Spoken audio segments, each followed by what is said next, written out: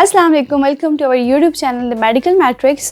Today's topic we are going to talk about basic characteristics of organisms.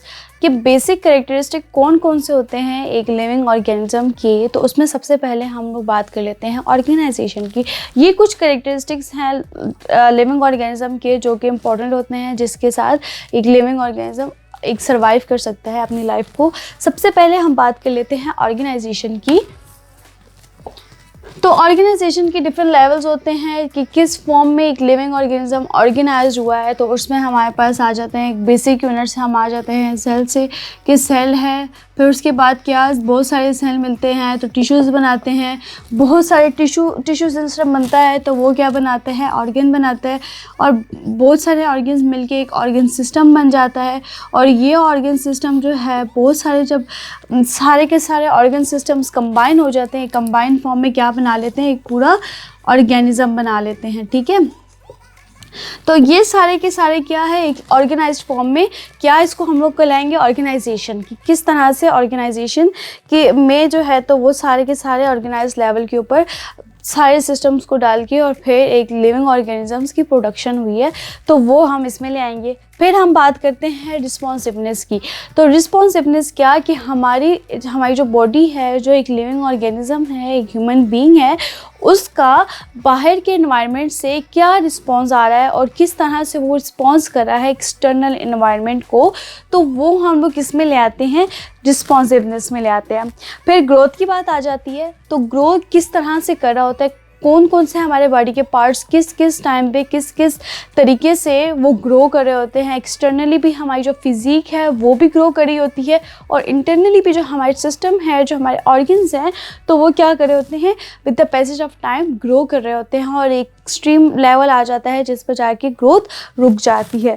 फिर हमारे पास आ जाता है रिप्रोडक्शन।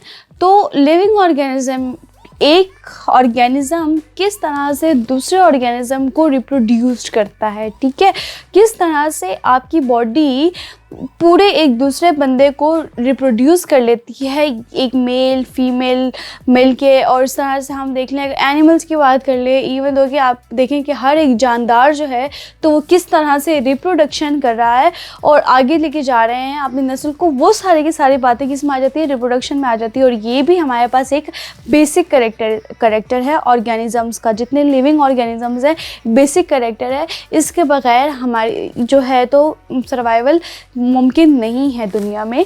फिर हमारे पास मूवमेंट की बात आ जाती है। तो लिविंग ऑर्गेनिजम्स किस तरह से मूव आउट होते हैं, एक जगह से दूसरी जगह किस तरह जाते हैं, और अगर तो इसमें किसी किस्म का डिफेक्ट आ जाता है, अगर आप ठीक से मूव नहीं हो रहे, आप एक तरफ दूसरी तरफ नहीं जा पा रहे हो, या किसी भी किस्म की मूवमेंट जो है तो आपकी ख़राब हो जाती है, तो वो आपकी बॉडी को और आपकी लाइफ स्टाइल को कितना अफेक्ट कर सकती है, तो वो हम देखेंगे कि वो किस में आता है, मूवमेंट में आता है। फिर हमारे पास आ जाता है मेटाबॉलिज्म और एक्सक्रीशन।